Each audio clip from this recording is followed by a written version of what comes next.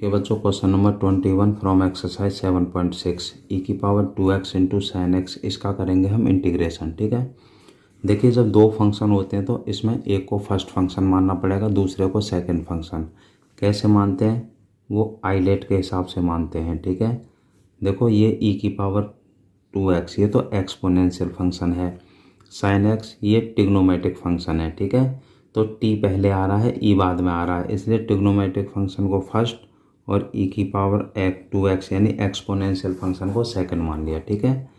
अब देखिए, integration by parts का फॉर्मूला लिखता हूँ यहाँ पर। ये होता है integration first integration of second function dx minus integration के अंदर d/dx of first function integration of second function dx and whole dx। ये फॉर्मूला होता है। इसमें जहाँ फर्स्ट आएगा वहाँ साइन एक्स पुट करेंगे, जहाँ सेकंड आएगा वहाँ ई की पावर 2x इसमें।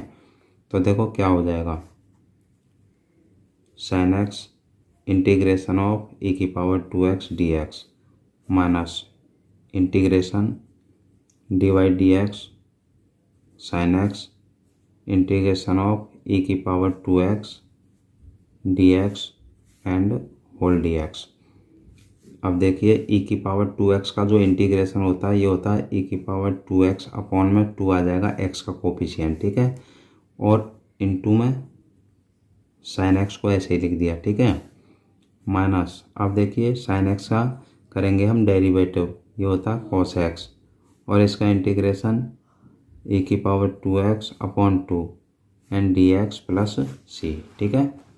अब देखिए क्या करेंगे, ई की पावर 2x अपॉन में 2 इंटू साइन एक्स, ये तो ऐसे ही लिख लिया, और ये 1/2 के रूप में बाहर कर दिया।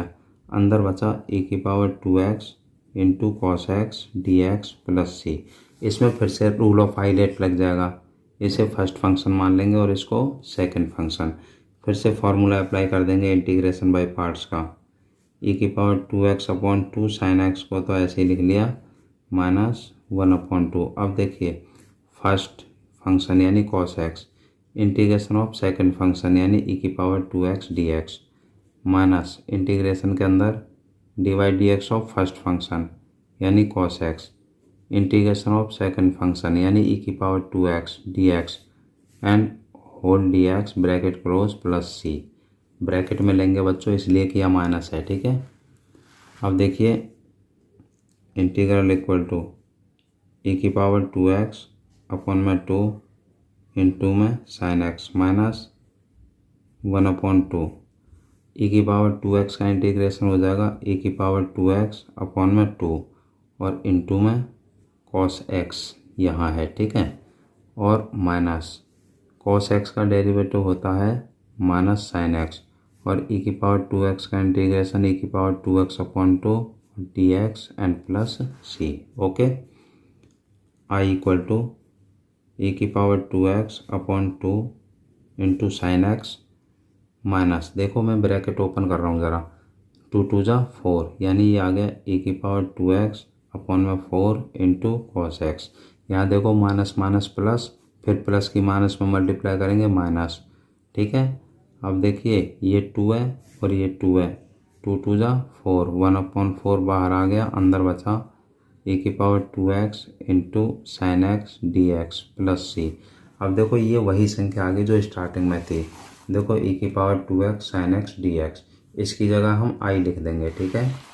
तो देखो, अब यहाँ आई लिख देंगे, तो आई इक्वल टू ई की power 2x upon 2 into sine x minus e की power 2x upon 4 into cos x minus 1/4 I plus c. इसको इधर ले आओ, ये जगह आई प्लस 1/4 आई इक्वल में बचा ई की पावर 2x अपॉन में 2 into sine x minus e की power 2x upon 4 into cos x और प्लस में सी बचा। 4 बन जा 4, 4 और 1 5, ये हो गया 5/4 आई। इसमें आप क्या कर सकते हो, 4 एलसीएम ले सकते हो, ये बचेगा ई की पावर 2x और इस इंटू में 2 2 2 जा 4 है और साइन एक्स और माइनस यहाँ से बचेगा कॉस एक्स। ठीक है। और प्लस में सी। अब देखिए 5/4 आई इक्वल टू, देखिए इसमें e की पावर 2x कॉमन ले लो और अपॉन में 4 है, ब्रैकेट में बचेगा क्या 2 sin x और माइनस cos x और देखिए प्लस में c।